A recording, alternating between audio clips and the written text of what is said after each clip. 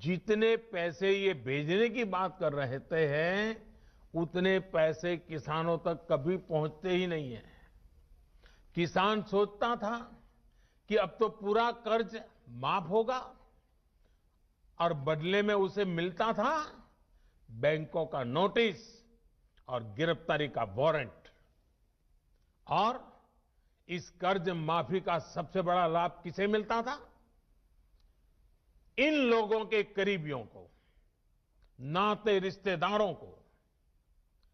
अगर मेरे मीडिया के मित्र अगर थोड़ा खंगालेंगे तो ये सब 8-10 साल पहले की रिपोर्ट में उन्हें पूरी तरह कच्चा चिट्ठा मिल जाएगा। यही उनका चरित्र रहा है। किसानों की राजनीति का दम भरने वालों ने कभी इसके लिए आंदोलन नहीं किया, प्रदर्शन नहीं किया। कुछ बड़े किसानों का कर्ज 10 साल में एक बार माफ हो गया, इनकी राजनीतिक रोटी सिक गई, काम पूरा हो गया, फिर गरीब किसान को कौन पूछता है? वोट बैंक की राजनीति करने वाले इन लोगों ने और इन लोगों को देश अब भली भांति जान गया है, देश देख रहा है। देश हमारी नीयत में गंगा जल और मां नर्मदा के जल जैसी पवित्रता भी देख रहा है। इन लोगों ने 10 साल में एक बार कर्ज माफी करके लगभग 50,000 करोड़ रुपए देने की बात कही। 10 साल में एक बार 50,000 करोड़। हमारी सरकार ने जो पीएम किसान सम्मान योजना शुरू की है, उसमें हर साल किसानों को लगभग 75,000 करोड़ रुपए मिलेंगे।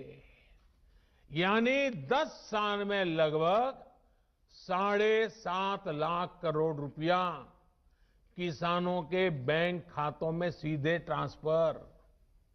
कोई लीकेज नहीं, किसी को कोई कमीशन नहीं, कट कल्चर का नामो निशान नहीं।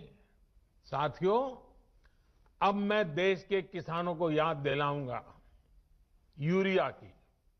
याद करिए, 7-8 साल पहले यूरिया का क्या होता था, क्या हाल था?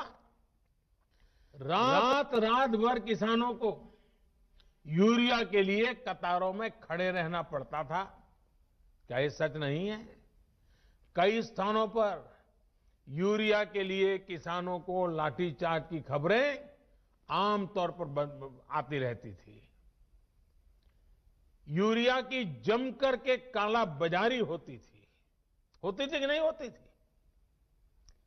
किसान की फसल खाद की किल्लत में बर्बाद हो जाती थी, लेकिन इन लोगों का दिल नहीं पसीजता था। क्या ये किसानों पर जुल्म नहीं था, अत्याचार नहीं था? आज मैं ये देखकर हैरान हूं कि जिन लोगों की वजह से ये परिस्थितियां पैदा हुई, वो आज राजनीति के नाम पर खेती करने निकल पड़े।